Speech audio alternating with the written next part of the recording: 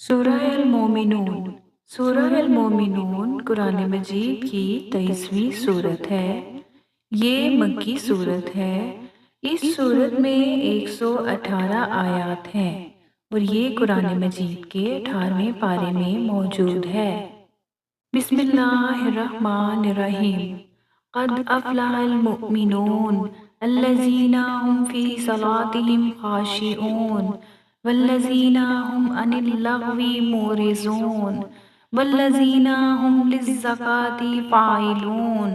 والذین هم لفروجهم حافظون إلا على أزواجهم أو ما ملكت أيمانهم فإنهم غير ملومين فمن ابتغى وراء ذلك فأولئك هم العادون والذين هم لأماناتهم وعهدهم راعون والذين هم على صلواتهم يحافظون أولئك هم الوارثون الذين يرثون الفردوس هم فيها خالدون ولقد خلقنا الإنسان من سلالة من طين ثم جعلناه نطفة في قرار مكين ثم خلقنا النطفة علقة فخلقنا العلقة مضغة فخلقنا المضغة عظاما فكسونا العظام لحما ثم أنشأناه خلقا آخر فتبارك الله أحسن الخالقين۔ بے شک ایمان والے رستگار ہو گئے جو نماز میں عجز و نیاز کرتے ہیں اور جو بیہودہ باتوں سے منہ موڑے رہتے ہیں اور جو زکوٰۃ ادا کرتے ہیں اور جو اپنی شرمگاہوں کی حفاظت کرتے ہیں مگر اپنی بیویوں سے یا کنیزوں سے جو ان کی ملک ہوتی ہیں کہ ان سے مباشرت کرنے سے انہیں ملامت نہیں، اور جو ان کے سوا اوروں کے طالب ہوں وہ خدا کی مقرر کی ہوئی حد سے نکل جانے والے ہیں، اور جو امانتوں اور اقراروں کو ملحوظ رکھتے ہیں اور جو نمازوں کی پابندی کرتے ہیں یہی لوگ میراث حاصل کرنے والے ہیں، یعنی جو بہشت کی میراث حاصل کریں گے اور اس میں ہمیشہ رہیں گے۔ اور ہم نے انسان کو مٹی کے خلاصے سے پیدا کیا ہے، پھر اس کو ایک مضبوط اور محفوظ جگہ میں نطفہ بنا کر رکھا،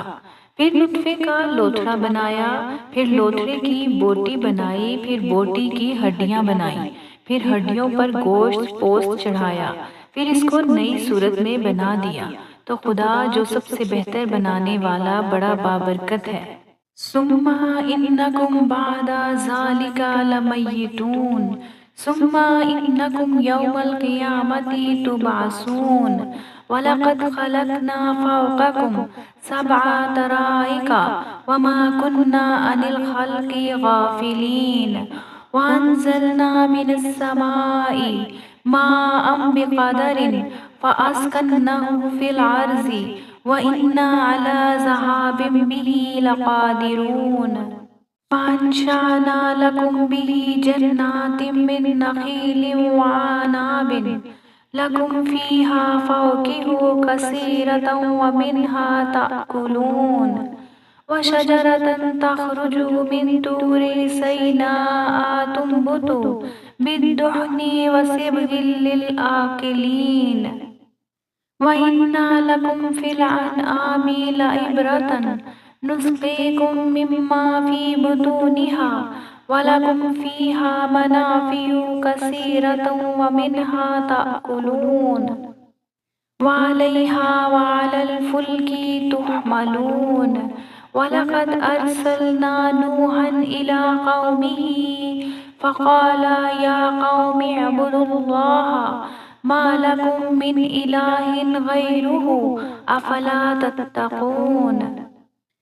پھر اس کے بعد تم مر جاتے ہو، پھر قیامت کے روز اٹھا کھڑے کیے جاؤ گے،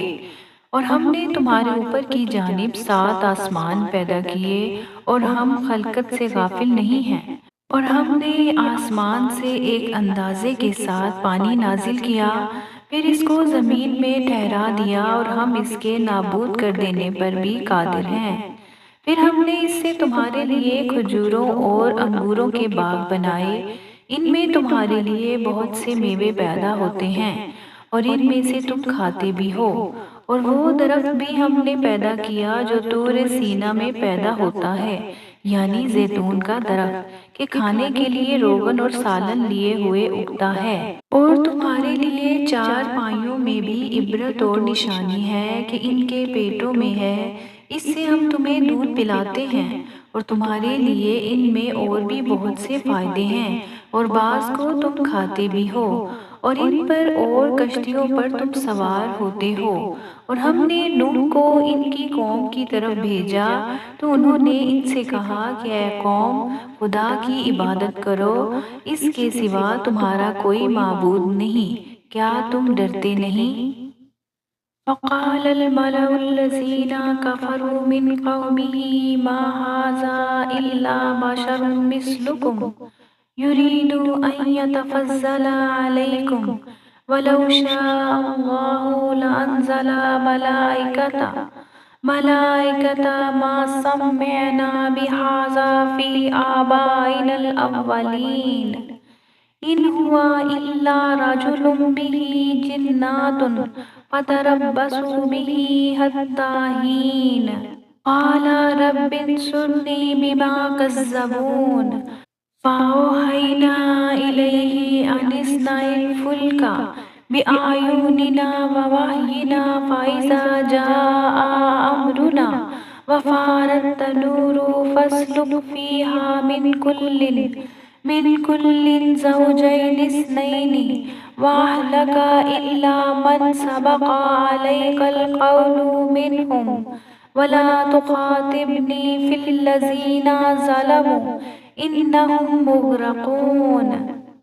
فإذا استويت أنت ومن معك على الفلك فقل الحمد لله الذي نجانا من القوم الظالمين وقل ربي أنزلني منزلا مباركا وأنت خير المنزلين إن في ذلك لآية وإن كنا لمبتلين ثم أنشأنا من بعدهم قرنا آخرين۔